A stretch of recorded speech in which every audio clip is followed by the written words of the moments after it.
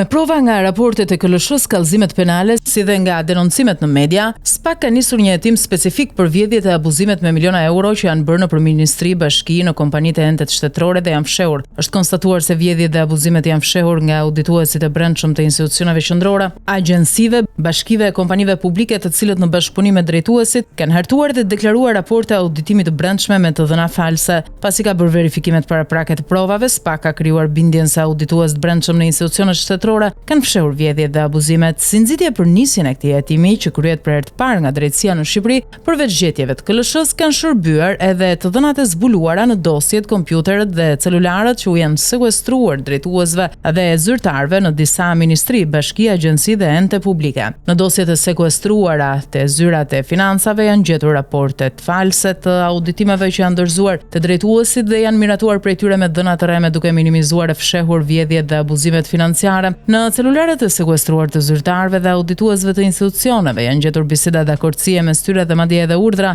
për të mos pasqyruar vjedhjet dhe abuzimet financiare reale. Bëhet fjalë për fiktivitetin në fondet limit të tenderëve që janë caktuar deri 2 herë më shumë se kosto faktike. Për ankandet që u është ulur vlera e ofertave 40 deri 50% të kontratave të qerave, të mosbatimit kontratave koncesionare, investimeve, shitjes pasurive, shpenzimeve administrative me devijim objekti dhe punësimet tepër. Ndërsa në kompjuterët e sekuestruar janë gjetur raporte auditimi të miratuara nga drejtuesit e zyrat financiare dhe raportet e auditimeve faktike me vjedhjet dhe abuzimet që janë bërë. Prova që vërtetojnë bisedat mes tyre për të fshehur dhe mos deklaruar të vërtetën. Në informacionin siguruar nga burime konfidenciale brenda BKH-s që po bën hetimin, thuhet se subjekte e hetimi janë auditues në Ministrinë e Financave, në Ministrinë e Brendshme, të Mbrojtjes, Shëndetësisë, Energji, Infrastrukturës, Arsimit dhe Turizëm, Mjedisit. Po hetojnë auditues në bashkitë Fier, Elbasan, Korçë, Qimar, Pogradez, Vlorë, Sarand, Lushnjë, Dibër, Gjirokastër dhe në OSHE, Kesh, ARSH, AZBR, Drejtorinë e Transportit Rrugor, Kesh, Fondin Shqiptar të Zhvillimit dhe Ujësjellësit Tiranë, Durrës, Vlorë dhe Elbasan. Provë tjetër që po hetohet është mashtrimi i bërë nga Drejtoria e Përgjithshme e Auditimit në Ministrinë e Financave për faktin se ka certifikuar si të sakta dhe të vërteta raportet e auditimeve të brendshme të institucioneve dhe enteve shtetërore.